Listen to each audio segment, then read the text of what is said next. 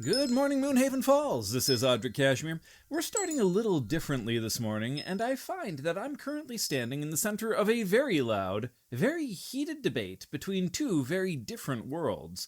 On my left, we have Finn the Elder, a man whose hands are more callous than skin, and on the right, we have Charles, one of our new washed-out residents, who's looking at a pile of iron gears with an expression of profound pity. Pity? Audrick, he's lucky I hadn't thrown him into the quenching bucket. Look at the sketch he's drawn on me floor. He wants me to forge a baron, whatever that is, and he says the surface has to be perfectly smooth to the 1,000th of an inch. 1,000th! I work in thumb widths and hairbreadths, Audrick. I am a blacksmith. I am not a miracle worker. Now, Charles, you've been at this for a week. You've been showing Finn designs for things you call pumps and presses. They do look incredibly efficient and more than a little confusing, but Finn says they are impossible to build. Why the disconnect? It's not impossible, Audrick. It's precise, all right? Back home, I didn't forge steel. I worked in a shop, okay? We had machines that made other machines. If I needed a bolt, I didn't beat it out of a glowing orange bar with a hammer. I took it out of a box. It was a standard size. Everything fit because it had to. Here, Finn makes a bolt. It's beautiful, truly. Finn, it is. But it's a Finn-size bolt. It doesn't match the one that he made me yesterday. You've mentioned standardized parts. That's a concept that's causing a bit of a stir at the Tinkers Guild. It's driving me mad, is what it's doing. I can draw a diagram for a water pump that could drain the Shadow Fen in a weekend. I know the math, the geometry, as Finn calls it. I can show him exactly where the pressure will build. But then he asked me how to make the seal airtight, and I don't know. I remember rubber, but I have no idea what it's made out of. I remember oil, but I couldn't tell you how to refine it. I couldn't even tell you where to find it. I have the blueprint for so many machines in my head, and I'm trying to build it with a caveman's rock. A rock! Listen to him! I've been apprenticed since I was 6. I know the soul of iron. Charles, you're asking for things that don't have souls. They're just numbers. He told me this morning that me forge wasn't controlled enough, wants to measure heat in a glass tube filled with liquid silver. I told him, if the metal's the colour of the setting sun, it's ready. He just put his head in his hands and started flickering. It seems to be a case of visionary versus craftsman. Charles still has the mindset of wherever it was he came from, and he's currently living in a reality as it is. Exactly, all right? I remember, we conquered the sky and the sea with these shapes. I know they work, but as I become more grounded, more integrated, more real, as my skin stops randomly going see-through, the specifics are fading. I'm forgetting the formulas. Soon I won't even have the sketches. I'll just be another man with a hammer wondering why my gears don't turn as smoothly as I remember them. Well, Finn, perhaps there's a middle ground. A bit of Charles math and a bit of your soul of the iron? Oh, maybe if he can stop talking about millimeters and start talking about the thickness of a dragon's fly wing, we might get somewhere. But he ain't touching me mallet. Judging by the flickering Charles is doing right now, I don't think he's going to be capable of replying anytime soon. Please, be as kind as you can, Moonhaven. I understand that some of what our new residents say sounds fantastical, but based on the few artifacts coming out of their town, and the marbles coming from the Mages College, they aren't likely blowing smoke into the wind. This is a time of change for certain, but our new guests are still settling, and it seems our world is quite different indeed from the one they left behind. This is Audrick Cashmere with the Crystal Network. Good morning, Moonhaven Falls. I'm going to require you all to sit down and listen to me with absolute intent today. Yesterday, poor Timmy was at the front desk processing your answers when a strangely dressed group of these new settlers, these fated, arrived. Apparently, they looked quite pleased with themselves as they turned in answers that simply do not have an equivalent here. Not knowing what to do with those answers, Timmy sent the whole group up the mountain to turn them in to me face to face. They did not pass the time with idle gossip, however. When they came upon my dwelling, they decided, as a group, to challenge the gauntlet. I was momentarily taken aback, as, during their discussions as to how to solve the gauntlet, several of their answers to my puzzles referenced concepts, structures, even tools that simply do not have an equivalent within the bounds of Moonhaven Falls. Their logic was somewhat alien, built upon the architecture of a completely different reality as it was, and yet it was flawless. And for the first time, since I established this exercise, when a challenger invoked the ancient right of a wager, they did not offer gold, nor cattle, nor gems, nor artifacts. Instead, they staked the knowledge of their world in exchange for knowledge of ours. And they won. The resulting discussion, conducted in my library, was, well, it was equal parts exhilarating and deeply, profoundly frustrating for both parties. Trying to explain the magical properties of tears to a mind that thinks entirely in terms of sterile, unyielding mathematics is a trial I did not expect, and do not wish to repeat any time soon. But they won their prize. They proved their wit. It seems my gauntlet has breached the veil, little ones, and the world is much larger and far stranger than the borders of your fields. So, if you do not wish to be outshone by these living ghosts of the static, you'd best apply yourselves to this week's scroll. I have 7 new markers, and we shall have to see if you can defend the intellectual honor of the valley.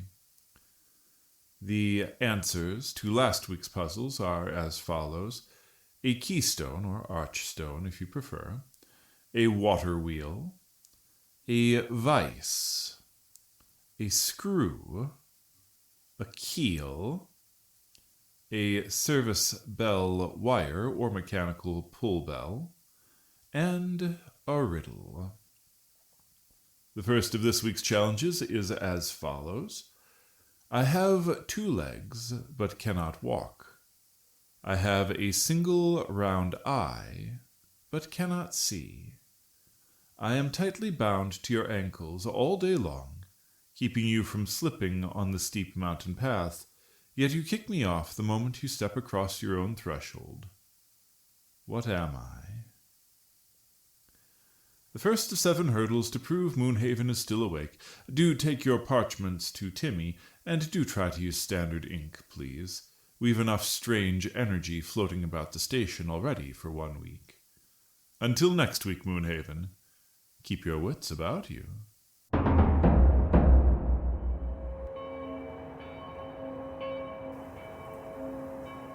Good afternoon, Moonhaven Falls. Barnaby Buttercup here, broadcasting live on the Crystal Network.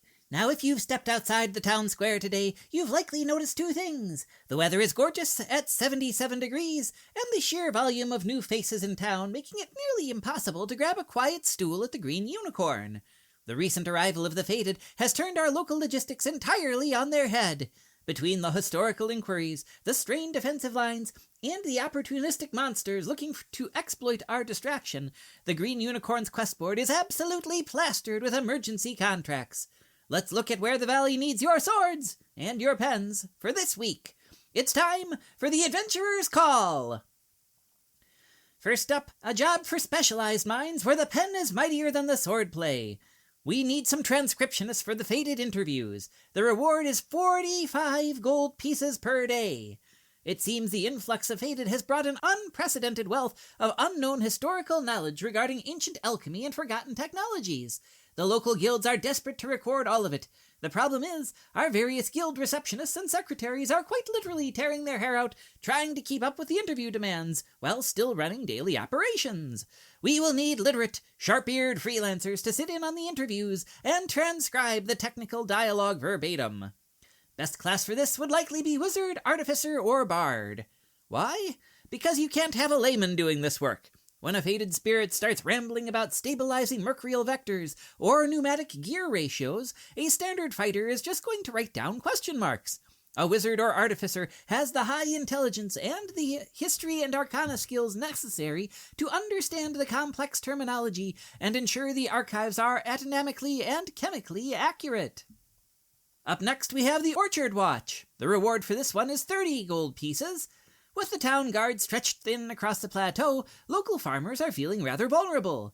A minor pack of blink badgers have been raiding root cellars outside the western walls. While these are not a threat to life, they are a threat to our breakfast. Best class for this would likely be a druid or ranger. Why? Because this is a classic pest relocation contract.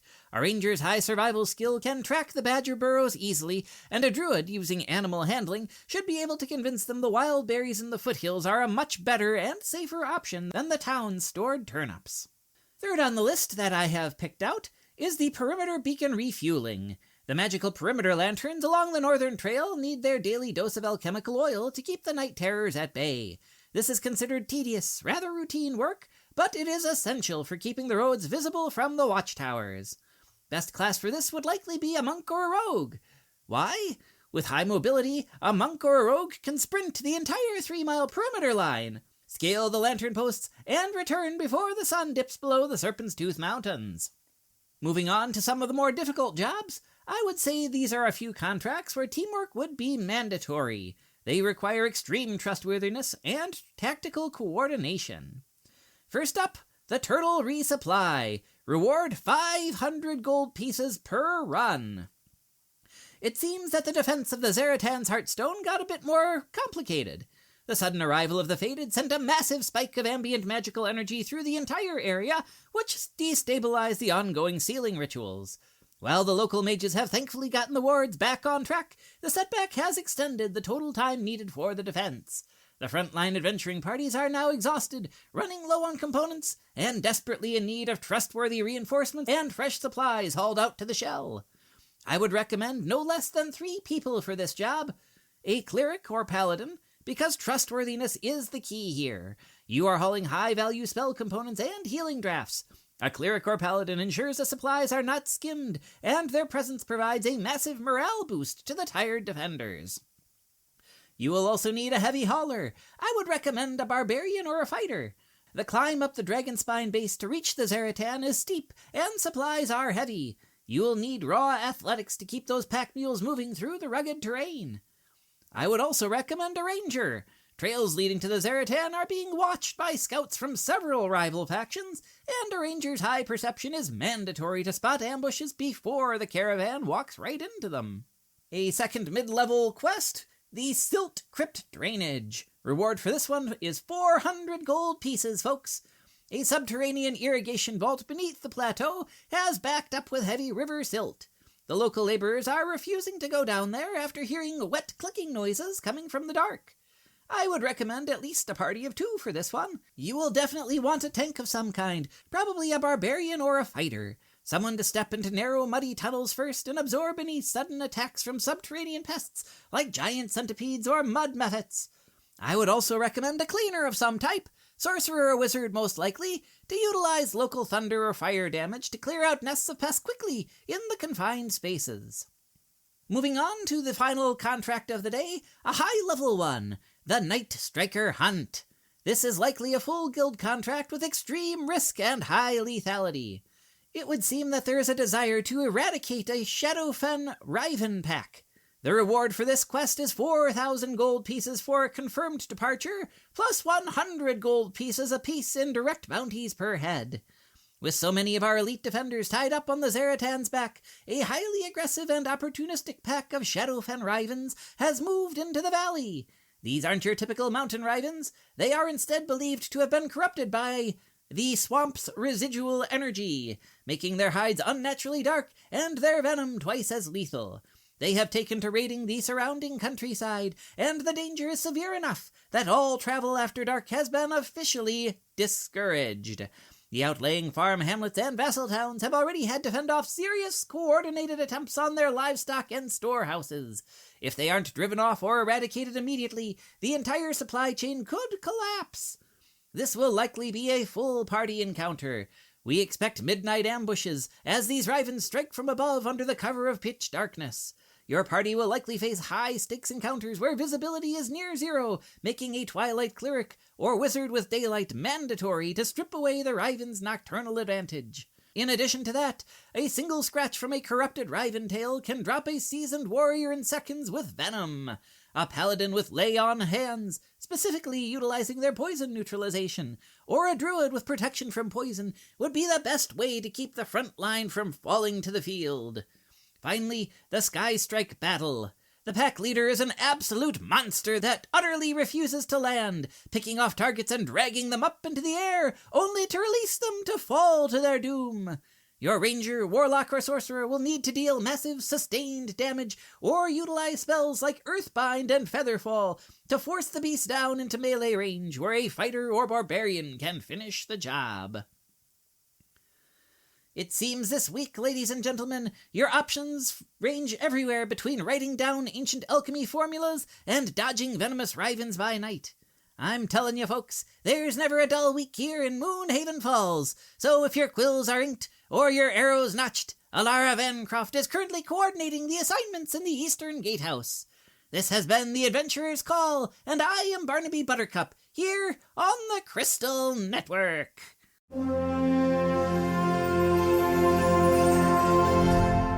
Welcome to you, O terrifying divines and mortal avatars.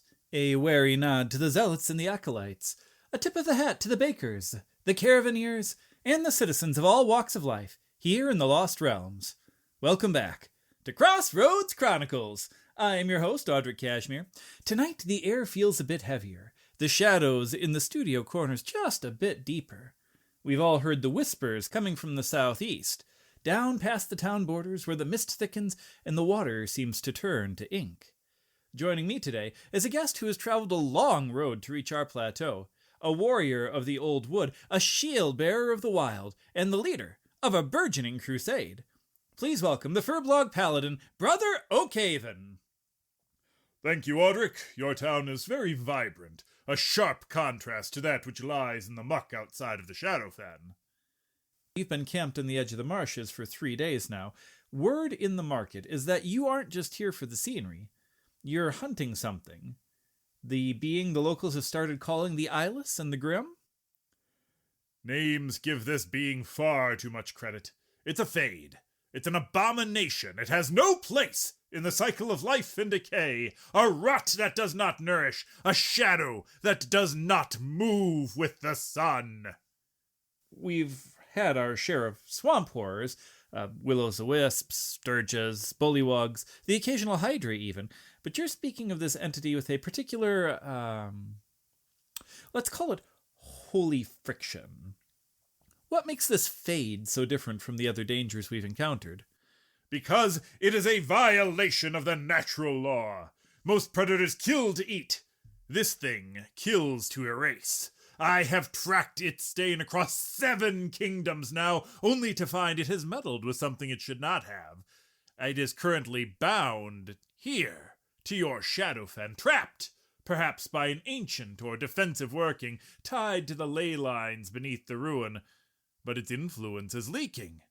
Have you not noticed the birds do not sing near the eastern gates lately?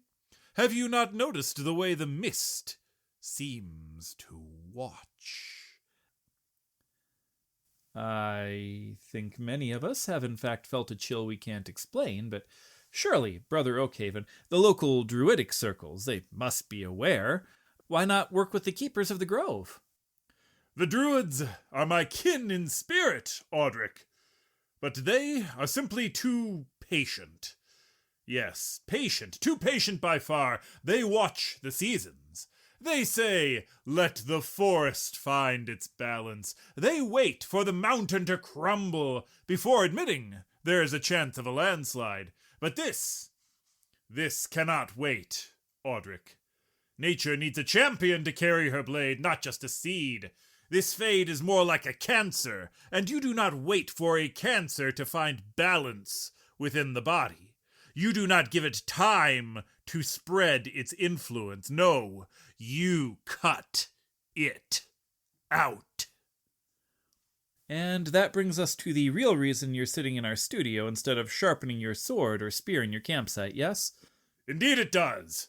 I am a paladin. My path is clear. But the Shadowfen is vast, and the ruins treacherous. This fade hides in a fold of reality, and while I've the strength to strike it down, I lack the eyes and the local lore to flush it from its burrow. I am here to call upon the talent of Moonhaven Falls. I need scouts who know the shifting path of the fen. I need mages who can see through the veils of the unnatural shadow. I need those who have looked toward the ruin and felt that prickle on their neck, and instead of running away, felt the urge to draw steel. A recruitment drive on the Crystal Network. I believe this is a first. What are you offering these volunteers, Brother Oakhaven? Gold? Glory? The only thing that truly matters. A clean forest and a safe town. A sky that does not feel heavy. If you want relics or artifacts, I have no need of such. Any who join me are welcome to keep what they find. Gold? Talk to Lord Kendrick, he might fund you. I doubt it, based on the advice of the spineless worms who convinced him to accept the Fade's offer. But apart from this, if you want to ensure your children can walk to the falls without looking over their shoulders or disappearing into the mist because of a creature that shouldn't exist, then come to the edge of the Shadowfen. We ride at dawn. You are a man of few words, but they certainly carry weight. One last thing. Some say that by hunting this Fade, you might actually draw its attention toward our town again. Aren't we safer with it bound and ignored rather than poked and angered? Audrick, ignorance is just a slow way to die. It is already here. It has already tested your defenses. It is already watching and waiting. And if it finds a chink in the town's armor, it will not hesitate to break this truce that Lord Kendrick has agreed to. I freely admit I act alone. I'm simply looking for others who can look into the abyss without blinking when it dares to look back. Chilling. Truly. But Brother Oakhaven, I do wish you luck on your crusade. I will accept any luck you can give me, but I believe I shall depend on my strength of arms instead. Fair enough. Well, that was Brother Oakhaven, the Forest Paladin.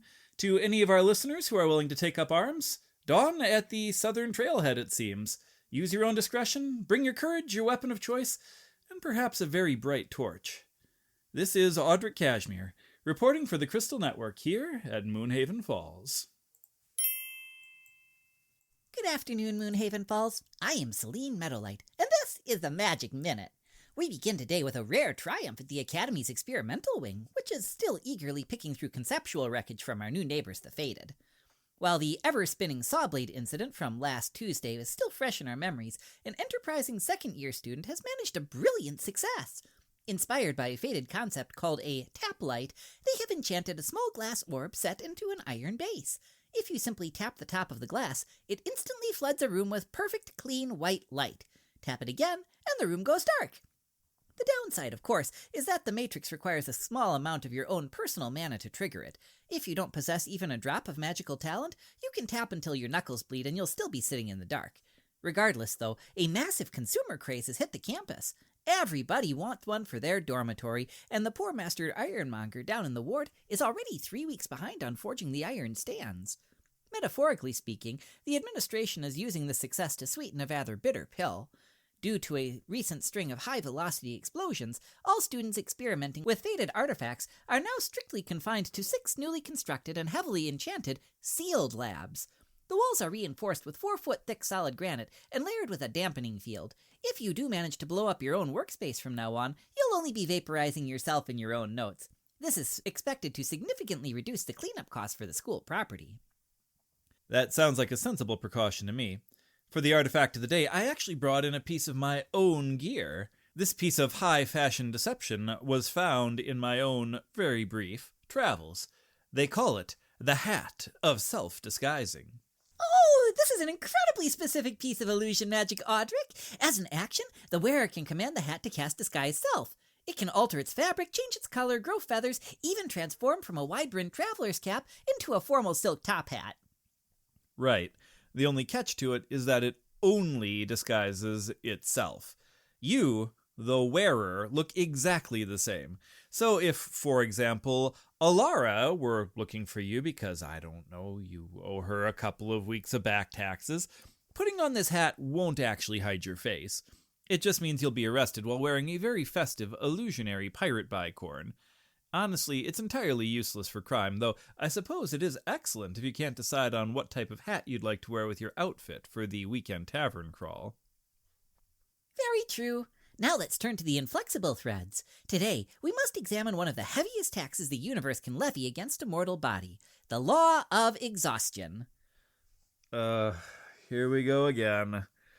The cosmic architects have clearly never worked a double shift at the docks, Selene. According to the Weave, if I were to overexert myself, I gain a level of exhaustion. 6 levels in total, and the 6th is just apparently immediate, unceremonious, instantaneous death. Your heart stops, your lungs quit, and honestly, the worst thing about it is, I'm not sure if this law is too forgiving or too harsh. Well, I mean, it does represent a total systemic collapse, Audrick. Well, yes, but it also represents a complete lack of common sense. I mean, stop and think about it for just a minute. To recover from a level of exhaustion, the law states you must complete a full, long rest, and that will remove 1 level per rest. That means if somehow I get too severely exhausted, which is level 4, it will take me 4 days of sleeping and eating to feel normal again. A massive steak and 2 solid days of sack time fixes almost anything in our world. Why is the universe suddenly trickling my recovery out like a stingy apothecary, huh? It makes way more sense that you would remove 1 level per short rest with like a maximum of 2 or 3 a day. Because, Audrick, the Weave views exhaustion not as mere tiredness, but as structural damage to your very life force. Level 1 merely slows your skills. Level 2 cuts your running speed in half. By level 3, your attacks have slowed to the point of severe disadvantage. If the universe is actively shutting down your body functions one by one to force you to stop, it's probably a good idea to stop and take a break. Which, of course, leads me to my second point. How does one die of this naturally? Unless you're fighting some kind of horrific shadow creature that is literally eating your vitality, or you get caught at the top of the Dragonspine Mountains in a blizzard with no coat, which, let's be honest, should kill you in like an hour, not 6 days. How do you let yourself reach level 6? Who walks around for 6 consecutive days, getting progressively closer to dropping dead without thinking, maybe I should take a quick nap? Audrick, have you ever looked at the graduate students during finals week? Okay, fair point. The chronomancy majors definitely look like they're hovering around level 5 by Thursday, but the point remains. Exactly! The universe assumes that adventuring mortals are entirely stubborn and prone to ignoring their own mortal boundaries. A 6-level scale isn't actually an arbitrary timer. It is a physical warning track. If you refuse to listen to your body by the time you reach level 6, the Weave simply revokes your license to breathe, and you likely now qualify for a Darwin Award. Still ridiculous. If I can survive a sword thrust through my chest and heal it with a single good night's sleep, I should really be able to recover from a long walk in under a week. Anyway, as we close, I have just received a quick note from Barnaby Buttercup, who is down at the ironmonger's shop. The line for a tap light with stand currently stretches well past the town square and into the lower ward. You're looking at between 5 days and 2 weeks. he frankly recommends a chair if you're heading down to get your reservation, or more likely just waiting a week or so for the initial rush to Bass. Well, listen to your joints, Moonhaven. And if you start seeing double, it's probably time to find a bedroll. This has been Selene Meadowlight. And Audrick Cashmere. With the Magic Minute.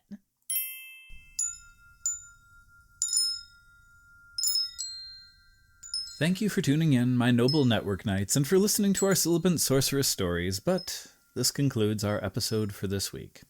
I do release a new episode every Tuesday morning at 5 a.m. Eastern, and I hope you found this podcast to be amusing, thought-provoking, and imaginative. If you did, I'd appreciate it if you could take a quick moment to subscribe to the channel or follow the podcast, and a second one to rate it and share it with a friend or a community. It's a simple, easy action that lets the algorithm know that you listen to and want to continue hearing these stories. Thank you to all of our supporters. My family and I genuinely appreciate all of you showing your support by tuning in every week, and we'd like to thank you for continuing to do so. Please keep in mind that I personally create, edit, record, and produce all of the content for this show, with the occasional guest appearance from my wife and children. So if you'd like to buy any of us a cup of coffee or a bottle of lemonade once a month as encouragement to continue creating it, we would gratefully accept. I do look forward to seeing you in the comments, and I hope you tune in again next week.